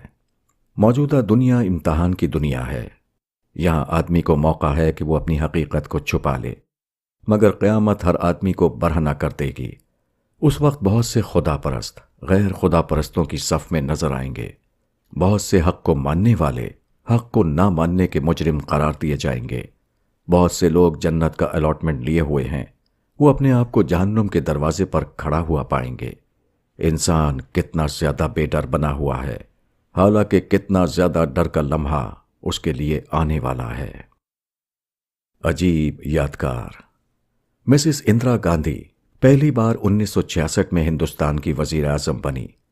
اس وقت ان کی سرکاری رہائش گاہ کے لیے یہ انتظام کیا گیا کہ صفدر جنگ روڈ نئی دہلی کے 2 مکانات کو ملا کر ایک بڑا مکان بنایا گیا۔ یہ وزیر اعظم اندرا گاندھی کی سرکاری رہائش گاہ تھی۔ اس رہائش گاہ میں اور اس کے آس پاس بہت دور تک وزیر اعظم کی حفاظت کے لیے انتہائی غیر معمولی حفاظتی انتظامات کیے گئے تھے۔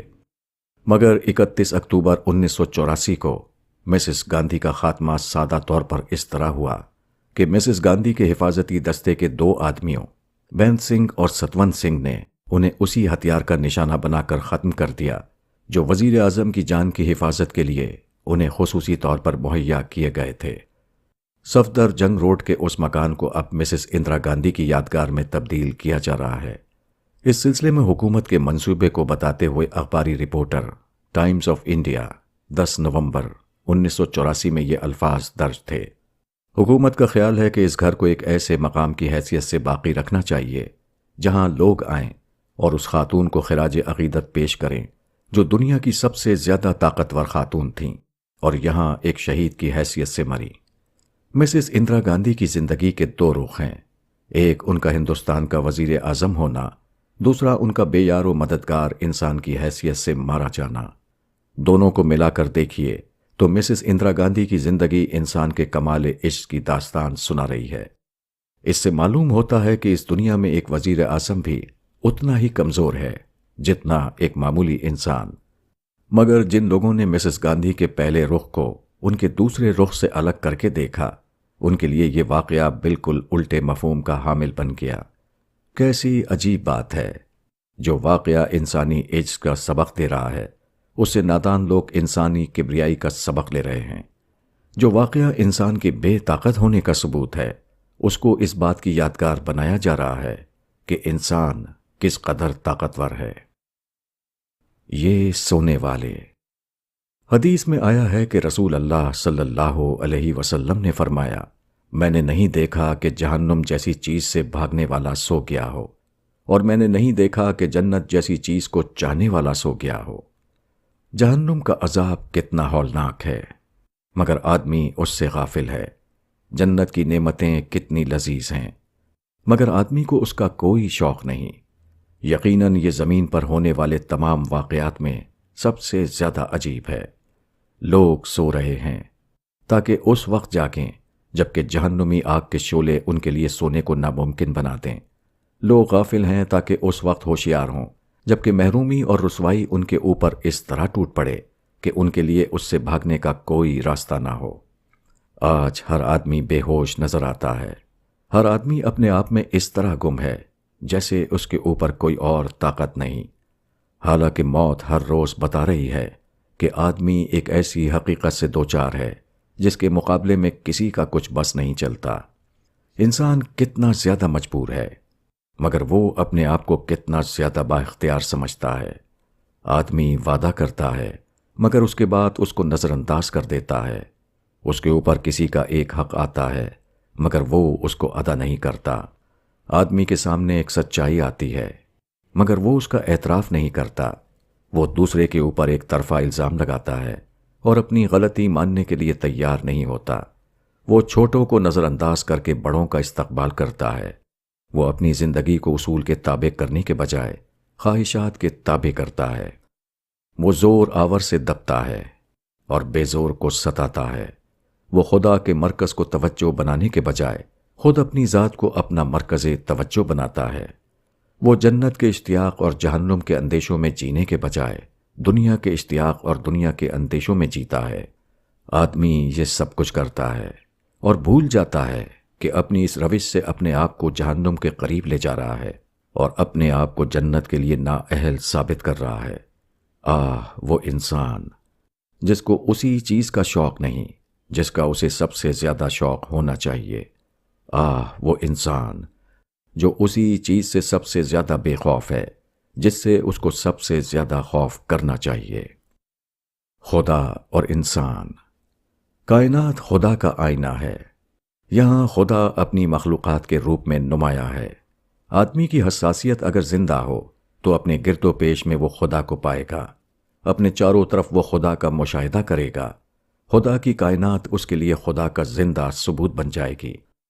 دنیا میں زندگی کی سرگرمیاں اس بات کا کھلا ہوا اعلان ہے کہ اس دنیا کا خالق ایک زندہ ہستی ہے، نہ کہ کوئی ایسی ہستی جو زندگی اور حیات سے محروم ہو۔ جب سورج نکلتا ہے اور چھپی ہوئی چیزیں اس کی روشنی میں دکھائی دینے لگتی ہیں تو ایسا معلوم ہوتا ہے جیسے خدا نے اپنی آنکھیں کھولی ہوں، جیسے خدا ایک دیکھنے والی ہستی ہو اور اپنی آنکھوں سے سارے عالم کو دیکھ رہا ہو۔ دریاؤں میں جب پانی کا سیلاب رواں ہوتا ہے تو وہ پرشور اعلان کرتا ہے کہ اس دنیا کا خالق ایک ایسا خالق ہے جو چلتا ہے اور اقدام کر کے آگے بڑھتا ہے۔ جنگل کا شیر جب اپنا پنجہ نکال کر کسی جانور کو اپنی پکڑ میں لیتا ہے تو گویا وہ کہہ رہا ہوتا ہے کہ اس کو پیدا کرنے والا خدا ایک ایسا خدا ہے جو پکڑنے کی طاقت رکھتا ہے اور چیزوں کو اپنی گرفت میں لے لیتا ہے۔ خلا کی بے پایا وسعتیں اس حقیقت کا ابدی اظہار ہیں کہ اس کائنات کا خالق ایک لامحدود ہستی ہے۔ وہ اپنی ذات میں بھی عطا ہے اور اپنی صفات میں بھی۔ خدا کا یہ کائناتی مشاہدہ ایک طرف آدمی کے اندر خدا کا یقین پیدا کرتا ہے، دوسری طرف اس کو بہت بڑے سوال سے دوچار کر دیتا ہے۔ اس دنیا کا اگر خدا ہے تو وہ اپنی دنیا میں ظاہر کیوں نہیں ہوتا؟ دنیا میں بے پناہ برائیاں ہیں۔ یہاں ایک انسان دوسرے انسان پر ظلم کرتا ہے، ایک شخص موقع پا کر دوسرے شخص کو ذبح کر دیتا ہے۔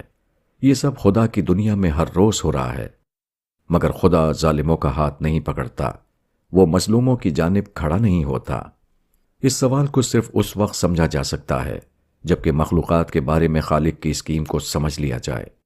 موجودہ دنیا خدا کا مستقل بندوبست نہیں، وہ صرف امتحانی بندوبست ہے۔ یہ گویا ایک کھیت ہے جس میں مختلف پودوں کو اگنے کا موقع دے کر یہ دیکھا جا رہا ہے کہ کون اچھا درخت ہے اور کون جھاڑ جھنکاڑ۔ اس کے بعد اچھے درختوں کو ہر قسم کے بہترین مواقع دے کر تمام برے درختوں کو اکھاڑ دیا جائے گا، اور پھر خدا کی دنیا خدا کے معیاری انتظام کے تحت حسن اور لذت کی ابدی بہشت بن جائے گی۔ انسان کی غلطی۔ انسان نے ہمیشہ خدا کو سمجھنے میں بھی غلطی کی ہے اور اپنے آپ کو سمجھنے میں بھی۔ اس نے خدا کو اپنا جیسا سمجھ لیا، اور اپنے آپ کو خدا جیسا۔ یہی ہر دور کے انسان کی غلطی رہی ہے۔ ساری انسانی تاریخ اسی غلطی اور اس کے نتائج کی داستان ہے۔ خدا کو اپنے جیسا سمجھنا یہ ہے کہ خدا کو انسانی سطح پر اتار لایا جائے۔ الہات اور شرک کی تمام قسمیں اسی غلطی کی پیداوار ہیں۔ الہات بھی خدا کو انسان پر قیاس کرنے کا دوسرا نام ہے۔ انسان ہمیشہ باپ اور ماں کے ذریعے پیدا ہوتا ہے، وہ کسی جننے والے کے ذریعے جنا جاتا ہے۔ اس بنا پر گمان کر لیا گیا کہ خدا اگر ہے تو اس کو جننے والا بھی کوئی ہونا چاہیے، کسی کو خدا سے پہلے ہونا چاہیے جو خدا کے وجود کو بخشے۔ اب چونکہ انسان کو خدا لم یزل کا پیدا کرنے والا کوئی نظر نہ آیا، اس لیے اس نے خدا کے وجود کا انکار کر دیا۔ انسان اپنی تخلیق کی صورت میں اپنے خالق کو دیکھ رہا تھا، مگر وہ اپنے غلط مفروضے کی وجہ سے اس کو ماننے پر تیار نہ ہوا۔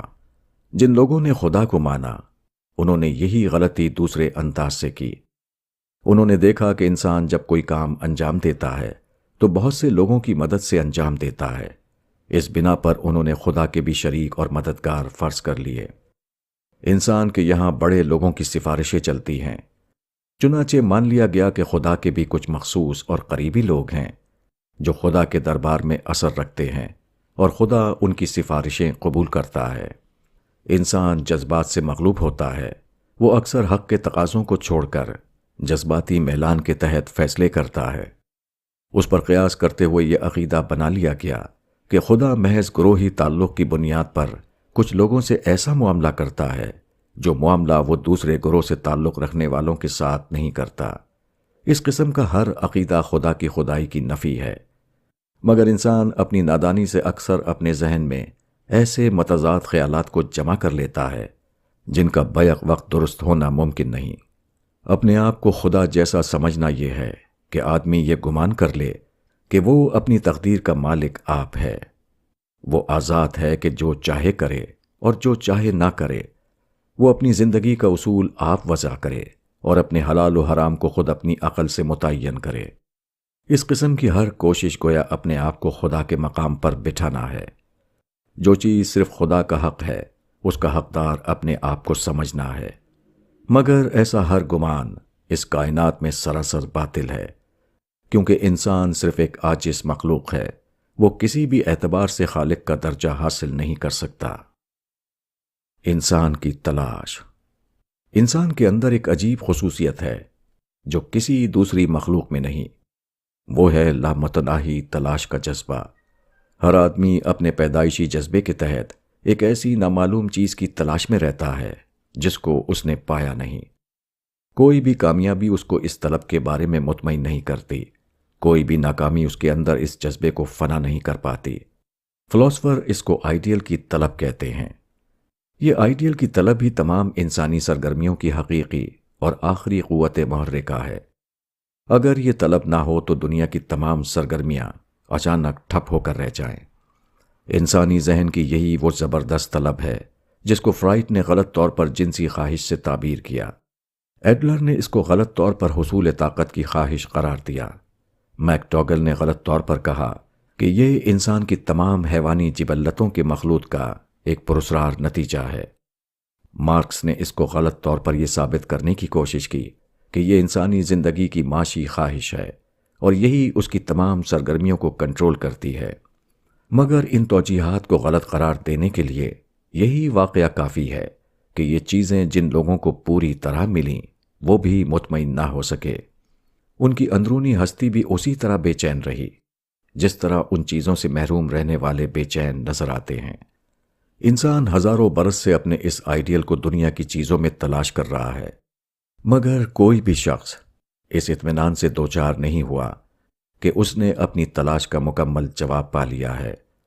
اس معاملے میں بادشاہ یا امیر بھی اتنا ہی غیر مطمئن رہتا ہے جتنا کوئی بے زور اور مفلس آدمی۔ یہ لمبا تجربہ یہ ثابت کرنے کے لیے کافی ہے کہ نظر نہ آنے والی دنیا میں آدمی کی تلاش کا جواب موجود نہیں۔ اس کا جواب اس نظر نہ آنے والی دنیا میں ہے جس کو آدمی محسوس تو کرتا ہے مگر دیکھ نہیں پاتا۔ حقیقت یہ ہے کہ یہ طلب خدا کی طلب ہے۔ آدمی جس آئیڈیل کو پانے کے لیے بے قرار رہتا ہے وہ خود اس کا خالق ہے۔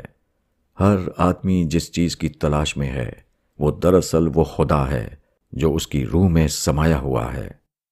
ہر آدمی اپنی فطرت کے تحت مسلسل خدا کی جستجو میں رہتا ہے۔ وہ اپنے اس اندرونی جذبے کے تحت دنیا کی مختلف چیزوں کی طرف دوڑتا ہے اور سمجھتا ہے کہ شاید یہ چیز اس کی تلاش کا جواب ہو، مگر جب وہ اس کو پا لیتا ہے اور قریب سے اس کا تجزیہ کرتا ہے تو اس کو معلوم ہوتا ہے کہ یہ چیز وہ نہیں جس کی تلاش میں وہ سرگردہ تھا۔ دو قسم کی روحیں۔ قرآن کی سورہ نمبر 91 میں ارشاد ہوا ہے، وہ شخص کامیاب رہا جس نے اپنے آپ کو پاک کیا، اور وہ شخص برباد ہو گیا جس نے اپنے آپ کو گندا کیا۔ موجودہ زندگی آخرت سے پہلے کا ایک امتحانی موقع ہے۔ جو شخص یہاں سے نیک اور ستھری روح لے کر آخرت کی دنیا میں پہنچے گا وہ وہاں جنت کی پرمسرت فضاؤں میں بسایا جائے گا، اور جو شخص یہاں سے برائیوں میں لپٹی ہوئی روح لے کر آخرت کی دنیا میں جائے گا اس کو وہاں جہنم کے پرعذاب ماحول میں دھکیل دیا جائے گا۔ موجودہ دنیا گویا خدا کی نرسری ہے۔ نرسری میں مختلف قسم کے پودے اگائے جاتے ہیں۔ زمین میں رویدگی کی قوت بہت زیادہ ہے، چنانچہ یہاں طرح طرح کے پودے اگاتے ہیں۔ مالی ان سب کی جانچ کرتا ہے۔ جو پودے غیر مطلوب پودے ہیں ان کو وہ کاٹ کر پھینک دیتا ہے، اور جو پودے اس کے مطلوب پودے ہیں ان کو اہتمام سے نکال کر لے جایا جاتا ہے تاکہ کسی باغ میں ان کو پھلنے پھولنے کے لیے نصب کر دیا جائے۔ موجودہ دنیا میں آدمی کے لیے بیک وقت دونوں مواقع کھلے ہوئے ہیں۔ وہ چاہے تو اپنی روح کو پاک کرے اور چاہے تو گندا کرتا رہے۔ کوئی وہ شخص ہے جو اللہ کی بڑائی کو مان کر اس کے آگے اپنے آپ کو جھکا دیتا ہے۔ اس کے سامنے جب کوئی حق آتا ہے تو وہ بے جھجک اس کا اعتراف کر لیتا ہے۔ لوگوں سے معاملہ کرتے ہوئے وہ ہمیشہ خیرخواہی اور انصاف کا طریقہ اختیار کرتا ہے۔ دوستی ہو یا دشمنی، ہر حال میں وہ خدا کی مرضی پر چلتا ہے، نہ کہ اپنے نفس کی مرضی پر۔ یہ وہ شخص ہے جس نے اپنی روح کو پاک کیا۔ اس کو اس کا خدا جنت کی پربہار دنیا میں بسائے گا۔ دوسرا آدمی وہ ہے جو خود اپنی بڑائی میں گم رہتا ہے۔ اس کے سامنے حق آتا ہے تو وہ اس کو ماننے کے لیے تیار نہیں ہوتا۔ معاملات میں وہ سرکشی اور بے انصافی کا طریقہ اختیار کرتا ہے۔ وہ اپنی مرضی پر چلتا ہے، نہ کہ خدا کی مرضی پر۔ یہی وہ آدمی ہے جس نے اپنی روح کو گندا کیا۔ کائنات کا مالک اس کو اپنے پڑوس کے لیے قبول نہیں کرے گا۔ وہ اس کو جہنم میں دھکیل دے گا تاکہ وہ ابدی طور پر اپنے جرم کی سزا بھگتتا رہے۔ مقبول بندے۔ جسم میں اگر ایسا خون داخل کیا جائے جو آدمی کے بلڈ گروپ کا نہ ہو تو جسم اس کو قبول نہیں کرتا۔ اس کے اندر فوراً ضد جسم اینٹی باڈیز پیدا ہو جاتے ہیں اور وہ خون باہر نکال دیا جاتا ہے۔ اسی طرح جلے یا کٹے ہوئے حصہ جسم پر قلم بندی ہوتی ہے، جس کی محفوظ صورت یہ ہے کہ خود اپنے جسم کی کھال لے کر مقام معوف پر لگا دی جائے، جس کو آٹو گرافٹنگ کہتے ہیں۔ اب اگر کسی مقام پر کھال کی قلم بندی یعنی اسکن گرافٹنگ کرنی ہے اور وہاں کسی غیر متعلق جسم کی کھال لے کر لگا دی گئی تو وہ چند دن ٹھیک رہے گی، مگر ایک ہفتے کے اندر جسم اس کی اجنبیت کو پہچان لے گا، خون کا دوران اس مقام پر رک جائے گا اور بالآخر کھال کا مذکورہ ٹکڑا الگ ہو کر گر جائے گا۔ اس کا ذکر کرتے ہوئے پروفیسر ولیم بانڈ نے اپنی پیتھولوجی کی کتاب میں لکھا ہے کہ خودی غیر خودی کو قبول نہیں کرتی۔ یہ چھوٹے سیلف یعنی انسان کی خودداری کی ایک مثال ہے۔ اسی پر بڑے سیلف یعنی خدا کی غیرت اور خودداری کو قیاس کیا جا سکتا ہے۔ حقیقت یہ ہے کہ خدا تمام غیرت مندوں سے زیادہ غیرت مند اور تمام یکتا پسندوں سے زیادہ یکتا پسند ہے۔ خدا کسی حال میں بھی کسی قسم کی دوئی گو کو گوارا نہیں کرتا۔ وہ ہر دوسرے قصور کو معاف کر دے گا مگر شرک کو کبھی معاف نہیں کرے گا۔ وہ کون خوش قسمت لوگ ہیں جو آخرت میں خدا کے مقبول بندے ٹھہریں گے۔ یہ وہ لوگ ہیں جو اپنے سیلف کے خول کو توڑ کر خدا کے سیلف میں گم ہونے پر راضی ہو گئے، جو اپنی یا کسی دوسرے کی یکتائی کو بھلا کر خدا کی یکتائی کے آگے جھک گئے، جنہوں نے ہر قسم کے شرک کو چھوڑ کر توحید خالص کو اختیار کر لیا۔ انسان کے لیے اگرچہ یہ مشکل ترین کام ہے کہ وہ اپنے سوا کسی دوسرے کا اقرار کرے، جب بھی کوئی شخص کسی دوسرے کو مانتا ہوا نظر آئے تو وہ یا تو خوف کی بنیاد پر ہوگا یا مصلحت کی بنیاد پر۔ تاہم یہی وہ عطیہ ہے جو کوئی انسان کبھی کسی کو نہیں دیتا۔ اسی کا مطالبہ انسان کے خالق نے انسان سے کیا ہے، اور اسی کا نام اسلام ہے۔ مسلم وہی ہے جو اپنی خودی کا اثاثہ اپنے خالق کو دینے پر راضی ہو جائے، جو اپنے آپ کو پوری طرح خدا کی سپردگی میں دے دے، جو ہر اعتبار سے خدا کا تابع فرمان بن جائے۔ اس میں شک نہیں کہ یہ انسان کے لیے ناقابل برداشت کو برداشت کرنا ہے، مگر اسی کو خدا نے اپنی جنت کی قیمت بنا دیا ہے۔ جنت کی انوکھی نعمت اسی خوش نصیب کے حصے میں آئے گی جو اس انوکھے عطیے کی صورت میں اس کی قیمت پیش کر دے۔ خوراک۔ والٹر ڈیلامیر ایک انگریز شاعر ہے۔ وہ 1873 میں پیدا ہوا اور 1956 میں اس کی وفات ہوئی۔ اس نے انسان کے بارے میں ایک طنزیہ نظم کہی جس کا ایک ٹکڑا یہ ہے: یہ ایک نہایت عجیب بات ہے، اتنی عجیب جتنی کہ کوئی چیز عجیب ہو سکتی ہے۔ مسٹر ٹی جو کچھ بھی کھاتی ہے وہ سب مس ٹی بن جاتا ہے۔ ہر آدمی کی اپنی ایک منفرد شخصیت ہوتی ہے۔ اس کا رنگ، اس کے بدن کی ساخت، اس کے بولنے کی زبان، اس کا طرز فکر، سب اس حد تک دوسروں سے مختلف ہوتا ہے کہ ایک آدمی کو دوسرے آدمی کے مقابلے میں پہچانا جا سکے۔ آدمی روزانہ طرح طرح کی چیزیں کھاتا ہے، مگر وہ جو کچھ کھاتا ہے وہ اس کے اندر جا کر اس کی اپنی شخصیت میں ڈھل جاتا ہے۔ کوئی کھانے کی چیز باہر خاک کچھ بھی ہو، مگر وہ آدمی کے اندر داخل ہونے کے بعد وہی بن جاتی ہے جو وہ خود ہوتا ہے۔ ہر آدمی جو خوراک کھاتا ہے یا جو پانی وہ اپنے جسم میں داخل کرتا ہے اس کو وہ تحلیل کر کے اپنے وجود کا حصہ بنا لیتا ہے۔ یہی معاملہ خیالات و نظریات کا بھی ہے۔ آدمی بہت کم ایسا کرتا ہے کہ جو کچھ وہ دیکھے یا سنے اس کو اس طرح دیکھے یا سنے جیسے کہ فی الواقع وہ ہے۔ اکثر وہ چیزوں کو اس شکل میں دیکھتا ہے جیسا کہ وہ خود دیکھنا چاہتا ہے۔ ہر بات جو آدمی کے اندر داخل ہوتی ہے وہ اس کے اپنے ذوق کے مطابق بدل کر اس کی فکر کا جز بن جاتی ہے۔ اسی مثال میں مومن اور غیر مومن کا فرق دیکھا جا سکتا ہے۔ دنیا طرح طرح کے واقعات و حقائق سے بھری ہوئی ہے۔ یہ واقعات و حقائق مومن کے سامنے بھی آتے ہیں اور غیر مومن کے سامنے بھی، مگر دونوں انہیں اپنے اپنے زاویہ نظر سے دیکھتے ہیں۔ نتیجہ یہ ہوتا ہے کہ ایک کے لیے وہ اس کے ایمان کی غذا بن جاتے ہیں، مگر دوسرے کو ان سے اس کے سوا اور کچھ نہیں ملتا کہ اس کی سرکشی اور گمراہی میں اضافہ ہو جائے۔ کم سمجھنا۔ رسول اللہ صلی اللہ علیہ وسلم مکے کے ایک غیر امیر خاندان میں پیدا ہوئے۔ آپ ابھی ماں کے پیٹ میں تھے کہ آپ کے والد کا انتقال ہو گیا۔ پیدائش کے جلد ہی بعد آپ کی والدہ بھی اس دنیا سے چلی گئیں۔ آپ کو حلیمہ سعدیہ نے دودھ پلایا۔ حلیمہ کے شوہر کو ابو کشبہ کہا جاتا تھا۔ یہ ایک نہایتی غریب خاندان تھا جو محنت مزدوری پر گزر کرتا تھا۔ رسول اللہ صلی اللہ علیہ وسلم نے مکے میں ایک یتیم بچے کی حیثیت سے پرورش پائی۔ وہ قلیل معاوضے پر مکے والوں کی بکریاں چراتے تھے۔ آپ کے ساتھ کوئی عظیم ماسی شامل نہ تھا، چنانچہ مکے والوں کی نظر میں آپ کی تصویر ایک حقیر تصویر بن گئی۔ آپ کا شمار مکے کے بڑے لوگوں میں نہ تھا، بلکہ ان لوگوں میں تھا جو لوگوں کے نزدیک قابل تذکرہ نہیں ہوتے۔ اسی کا یہ نتیجہ تھا کہ 40 سال کی عمر کو پہنچ کر جب آپ پر وحی آئی اور آپ نے مکے میں اپنی پیغمبری کا اعلان کیا تو لوگوں کو یہ ایک مذاق کی بات معلوم ہوئی۔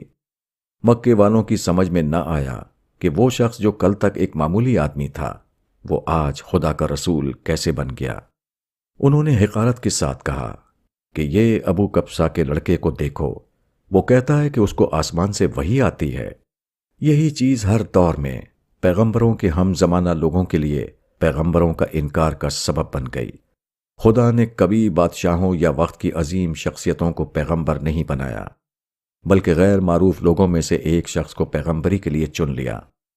اب جن لوگوں نے اس شخص کو پیغمبری سے پہلے کم سمجھا تھا وہ پیغمبری کے بعد بھی اس کو کم سمجھتے رہے۔ خدا نے انہیں بڑا کر دیا، مگر جو لوگ انہیں پہلے چھوٹا دیکھ چکے تھے ان کے لیے ممکن نہ ہوا کہ وہ ان کی بڑائی کو پہچانیں اور ان کو اپنا بڑا بنائیں۔ یہ سب سے بڑا نفسیاتی فتنہ ہے جو ہر دور میں لوگوں کے لیے حق کو ماننے میں رکاوٹ بنا رہا ہے۔ موجودہ دنیا میں انسان کا اصل امتحان یہ ہے کہ وہ حقیقت کو غیب کی سطح پر پالے، وہ سچائی کو اس کے مجرد روپ میں پہچان سکے۔ لوگ عظمتوں کی سطح پر اعتراف کا ثبوت دے رہے ہیں، حالانکہ اعتراف کا ثبوت وہاں دینا پڑتا ہے جہاں بظاہر دیکھنے والوں کو عظمت دکھائی نہیں دیتی۔ لوگ رونقوں کے مقام پر خدا پرستی کا مظاہرہ کر رہے ہیں، حالانکہ خدا اکثر وہاں ہوتا ہے جہاں کسی قسم کی رونق نظر نہیں آتی۔ خدا سے بغاوت۔ خدا نے اپنی دنیا کا ایک منصوبہ بنایا، اس منصوبے کے مطابق وہ اپنی دنیا کو چلا رہا ہے۔ جو لوگ اس منصوبے سے مطابقت کر کے اس دنیا میں رہیں وہ خدا کے فرما بردار بندے ہیں۔ خدا ان کو اپنے ابدی انعامات سے نوازے گا۔ اس کے برعکس جو لوگ اس منصوبے سے مطابقت نہ کریں وہ خدا کی دنیا میں فساد پھیلانے کے مجرم ہیں۔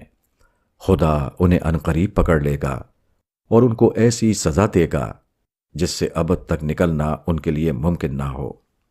خدا ہر صبح سورج کو روشن کرتا ہے تاکہ اس کے بندے اس کی روشنی میں چلیں، مگر ایک انسان دوسرے انسان کو اندھیرے میں دھکیل دینا چاہتا ہے۔ خدا زمین سے رزق اگاتا ہے تاکہ اس کے بندے اس سے اپنی بھوک مٹائیں، مگر ایک انسان دوسرے انسان کو بھوک سے تڑپا کر خوش ہوتا ہے۔ خدا اپنے پاس سے بارش برساتا ہے تاکہ تمام انسان اور جاندار اس سے سیراب ہوں، مگر انسان اپنے مفروضہ دشمنوں کو پیاس سے تڑپا کر کامیابی کے قہقہے لگاتا ہے۔ خدا لوگوں کے لیے مواقع کھولتا ہے تاکہ وہ ان مواقعوں کا استعمال کر کے اپنی زندگی کی تعمیر کریں، مگر انسان یہ منصوبہ بناتا ہے کہ وہ لوگوں سے ان کے ملے ہوئے مواقعوں کو چھین لے۔ خدا ایک انسان کو اپنی نعمتوں سے نوازتا ہے، مگر دوسرا انسان حسد میں مبتلا ہو کر چاہتا ہے کہ اس کو بے عزت کرے اور اس کو ناکام بنا کر چھوڑ دے۔ یہی وہ چیز ہے جس کو قرآن میں فساد فی الارض کہا گیا ہے، یعنی خدا نے اپنی دنیا کا نقشہ جس ڈھنگ سے بنایا ہے اس میں بگاڑ پیدا کرنا۔ خدا کی دنیا میں خدا کے منصوبے کے خلاف زندگی گزارنا، خدا کی زمین میں خدا کی پسند کو چھوڑ کر وہ روش اختیار کرنا جو آدمی کی پسند اور خواہش کے مطابق ہو۔ انسان خدا کی اسکیم کی نفی کرتا ہے، انسان خدا کے فیصلے کو بدل دینا چاہتا ہے۔ یہ خدا کی دنیا میں خدا کے خلاف بغاوت ہے۔ یہ سب سے بڑا جرم ہے جو کوئی انسان اس زمین پر کر سکتا ہے۔ آج یہ سب سے بڑا جرم خدا کی زمین پر سب سے بڑے پیمانے پر ہو رہا ہے، اور حیرت انگیز بات یہ ہے کہ اس بغاوت کے مرتکب وہ لوگ بھی ہیں جو خدا کی بغاوت کو خدا کی زمین سے ختم کرنے کا جھنڈا اٹھائے ہوئے ہیں۔ اہلیت۔ ایک شخص اپنے خاندان میں پیدا ہوا، بعد کو اس کے حالات خراب ہو گئے، معاشی اعتبار سے وہ بالکل مفلس ہو کر رہ گیا۔ اس زمانے میں اس کے تمام دوست اور رشتہ دار اس سے جدا ہو گئے، کوئی بھی اس کا روادار نہ تھا کہ اس سے ملاقات اور سلام کلام کا تعلق رکھے۔ پھر وہ وقت آیا کہ اس کے حالات بدل گئے، وہ اپنی بستی کا سب سے زیادہ خوشحال آدمی بن گیا۔ اب اس کے پرانے دوست اور رشتہ دار اس کے پاس آنے لگے، وہ اس کو یقین دلاتے کہ ہم تو ہمیشہ تمہارے خیر خواہ تھے، مگر آدمی پر ان لوگوں کی باتوں کا کوئی اثر نہ ہوا۔ اس نے ان میں سے کسی کی طرف کوئی توجہ نہ دی، البتہ ایک شخص جو ہر حال میں اس کا ساتھی بنا رہا، اس کو اس نے بہت بڑے پیمانے پر نوازا، اس کو اس نے اپنا سب سے قریبی ساتھی اور مشیر کار بنا لیا۔ یہی معاملہ اللہ تعالیٰ کے یہاں بھی ہے۔ اللہ تعالیٰ کے یہاں قابل قدر وہ ہے جو ناموافق حالات میں قابل قدر ہونے کا ثبوت دے، جو دعوت حق کو اس وقت پہچانے جبکہ دعوت حق ماحول میں اجنبی بنی ہوئی ہو، جو دین خداوندی کے ساتھ ایسے حالات میں اپنے آپ کو وابستہ کرے جبکہ دین ظاہر بینوں کو بے قیمت نظر آتا ہو۔ اللہ تعالیٰ دلوں کو دیکھتا ہے نہ کہ جسموں کو۔ اللہ کے یہاں حقیقت کی قدر ہے نہ کہ ظاہری دکھاوے کی۔ اللہ کو وہ بندے پسند ہیں جو اس وقت جھک گئے ہوں جبکہ اس کی قوتیں ابھی غیب میں چھپی ہوئی ہیں۔ اللہ کو وہ بندے درکار ہیں جن کی بصیرت کی نگاہیں کھلی ہوئی ہوں۔ اللہ کو وہ بندے درکار نہیں جن کے اندھے پن کا یہ حال ہو کہ وہ پیشانی کی آنکھ سے دکھائی دینے والی چیزوں کے سوا کسی اور چیز کو دیکھ ہی نہ سکیں۔ حقیقت یہ ہے کہ نہ دینے والے دور میں دیے جانے کا فیصلہ ہوتا ہے، پہچاننے والا وہ قرار پاتا ہے، جس نے نہ پہچاننے والے حالات میں پہچاننے کا ثبوت دیا ہو۔ انعام کا مستحق وہ ہے جس نے اس وقت ساتھ دیا ہو جبکہ لوگوں نے اس کو غیر اہم سمجھ کر اسے نظر انداز کر دیا تھا۔ پانے کے باوجود محروم۔ چارلی چیپلن فلمی دنیا کا ایک مشہور ترین آدمی تھا۔ وہ فلموں میں ہنسانے کا کردار ادا کرتا تھا۔ اس نے 52 سالہ فلمی زندگی میں بے شمار دولت کمائی۔ چارلی چیپلن ایک انگریز تھا۔ اس نے امریکہ میں فلمی ترقی حاصل کی اور پھر سوئٹزرلینڈ میں اس نے 37 ایکڑ زمین خرید کر وہاں اپنے لیے ایک شاندار مکان بنایا۔ جب وہ مرا تو اس کی ملکیت میں 10 ملین پاؤنڈ موجود تھے۔ اس کو بڑے بڑے انعامات اور خطابات سے نوازا گیا۔ کہا جاتا ہے کہ چارلی چیپلن کو دنیا کے ہر حصے میں مقبولیت حاصل ہوئی۔ اس کی تقریباً 80 فلمیں ایسی ہیں جو مسلسل کہیں نہ کہیں دکھائی جاتی ہیں۔ حتیٰ کہ 1914 سے 17 میں اپنی ابتدائی زندگی میں اس نے جن فلموں میں کام کیا تھا وہ فلمیں ابھی تک تاجرانہ حیثیت سے کامیاب ہیں۔ یہ ابتدائی فلمیں بھی آج محض تاریخی یادگار کے طور پر نہیں دکھائی جاتی بلکہ جدید تفریح کے معیار سے ان کو دیکھا جاتا ہے۔ چارلی چیپلن موجودہ زمانے کا واحد فلمی کردار ہے جو اب بھی اتنے شوق سے دیکھا جاتا ہے۔ اندازہ کیا گیا ہے کہ دنیا بھر میں 300 ملین ایسے لوگ ہیں جنہوں نے چارلی چیپلن کی 80 فلموں میں سے ایک ایک فلم کو دیکھا ہے۔ چارلی چیپلن کی ابتدائی زندگی نہایت غربت میں گزری تھی۔ چنانچہ بعد کو کثیر دولت کا مالک ہونے کے باوجود اس کو ہمیشہ یہ ڈر لگا رہتا تھا کہ کہیں وہ دوبارہ مفلس نہ ہو جائے۔ اس نے ایک کے بعد ایک 4 شادیاں کیں۔ آخر عمر میں وہ بالکل ناکارہ ہو گیا۔ اس کی زندگی ویل چیئر یعنی پہیہ دار کرسی پر گزرتی تھی۔ اس کی نگاہ بے حد کمزور ہو گئی تھی۔ اس کے بولنے اور سننے کی طاقتیں جواب دے گئی تھیں۔ حقیقی چارلی چیپلن بستر پر ناکارہ پڑا تھا، مگر فلمی چارلی چیپلن بدستور سینما ہاؤسوں میں لوگوں کی تفریح کا مرکز بنا ہوا تھا۔ چارلی چیپلن کے متعلق کہا جاتا ہے کہ اس نے کسی بھی دوسرے انسان کے مقابلے میں زیادہ لوگوں کو زیادہ خوشی دی اور زیادہ ہنسایا، مگر اس کا اپنا انجام یہ ہوا کہ وہ آخری عمر میں اپنے بڑھاپے کو بے بسی کے ساتھ دیکھا کرتا تھا اور اس کا ہنسنا اس سے رخصت ہو چکا تھا۔ 25 دسمبر 1977 کو 4 بجے صبح اس وقت اس کا انتقال ہو گیا، جبکہ صرف چند گھنٹے بعد اس کا خاندان کرسمس کی سالانہ تقریبات منانے کی تیاریاں کر رہا تھا۔ چارلی چیپلن کے ایک سوانح نگار ڈینس گفرڈ نے اس کے انجام کی بابت یہ الفاظ لکھے ہیں: وہ جب کام کرتا تھا تو وہ محض فلم سے کچھ زیادہ کی تخلیق کرتا تھا۔ ہنسی اور محبت کے ساتھ جینا، خواب اور امیدیں، مگر ہمیشہ خوشیوں پر خاتمہ کہاں تھا؟ اگرچہ بالآخر وہ کل کی سڑک پر قدم رکھنے سے زیادہ کچھ نہ ہو۔ چارلی چیپلن کی زندگی ان چیزوں سے آخری کنارے تک بھری ہوئی تھی جس کی دوسرے اکثر لوگ صرف تمنا کرتے تھے: دولت، شہرت، تخلیقی اداکاری اور خوبصورت عورتیں۔ مگر اس کو نہیں معلوم تھا کہ ان چاروں میں سے کسی ایک سے بھی وہ کس طرح لطف اندوز ہو۔ چارلی چیپلن کی یہ کہانی تمام انسانوں کی کہانی ہے، اس فرق کے ساتھ کہ کچھ لوگ چارلی چیپلن کی طرح پا کر محروم رہتے ہیں اور دوسرے لوگ پائے بغیر محروم۔ حقیقت یہ ہے کہ اس دنیا میں پانے والا بھی اتنا ہی محروم ہے جتنا نہ پانے والا، مگر بہت کم لوگ ہیں جو اس سب سے بڑی حقیقت کو جانتے ہوں۔ امریکہ کی ایک نوجوان عورت نے خودکشی کر لی۔ اس کی جیب میں ہاتھ سے لکھا ہوا ایک پرچہ تھا۔ اس میں درج تھا: مجھے خوشی کی تلاش تھی، اس کے لیے میں نے نشے کا استعمال کیا، میں جنسی آوارگی کی حد تک گئی، مگر مجھے کہیں خوشی نہیں ملی۔ اب میں مایوس ہو کر اپنے آپ کو ختم کر رہی ہوں۔ اکثر آزاد خیال مردوں اور عورتوں کا یہی حال ہے۔ وہ خوشی کی تلاش میں سب کچھ کر ڈالتے ہیں، مگر آخر میں انہیں معلوم ہوتا ہے کہ یہاں ان کی تلاش کا جواب موجود نہیں۔ اس کے بعد کچھ مایوسانہ زندگی گزار کر طبعی موت مرتے ہیں اور کچھ لوگ جھنجھلاہٹ میں آ کر خودکشی کر لیتے ہیں۔ کتنے بے خبر ہیں وہ لوگ جو اپنے آپ کو جاننے والا سمجھتے ہیں۔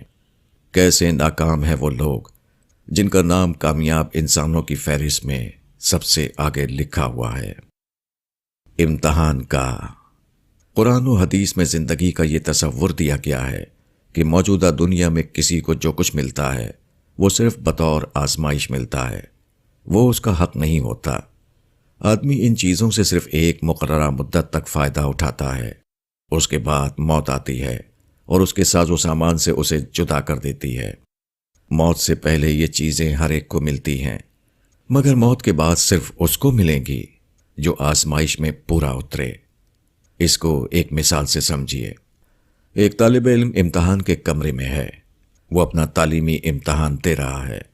اس وقت بظاہر وہ ایک مکان میں ہے، اس کے پاس میز اور کرسی اور دوسرے ضروری سامان ہیں، اس کے خدمتگار بھی وہاں موجود ہیں۔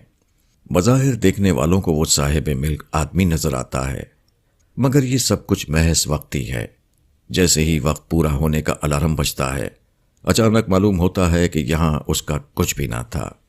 ہر چیز جو وہاں اس کے پاس تھی اس سے واپس لے لی جاتی ہے اور وہ بلا تاخیر امتحان گھر کے باہر نکال دیا جاتا ہے۔ یہی معاملہ وسیع تر معنوں میں دنیا کا بھی ہے۔ یہ دنیا انسان کے لیے ایک خدائی امتحان گاہ ہے۔ یہاں ہر آدمی صرف اس لیے ہے کہ وہ اپنا امتحان دے۔ خدا نے ہر آدمی کے لیے امتحان کی مدت مقرر کر رکھی ہے۔ جیسے ہی یہ مدت پوری ہوتی ہے، فوراً موت کا فرشتہ آتا ہے اور آدمی کو بجز اس دنیا سے نکال کر خدا کے سامنے حاضر کر دیتا ہے، تاکہ ہر آدمی کو اس کے عمل کے مطابق اس کا بدلہ دیا جائے۔ موت کا لمحہ امتحان کی مدت ختم ہونے کا لمحہ ہے۔ جب یہ لمحہ آتا ہے تو آدمی جان لیتا ہے کہ ان چیزوں میں اس کا کچھ نہ تھا جس کو وہ اپنا سمجھے ہوئے تھا۔ جس مکان کو اس نے بنایا تھا وہ اس سے جدا کر دیا جاتا ہے۔ جس جائیداد کو وہ اپنی چیز سمجھتا تھا وہ اس سے چھین لی جاتی ہے۔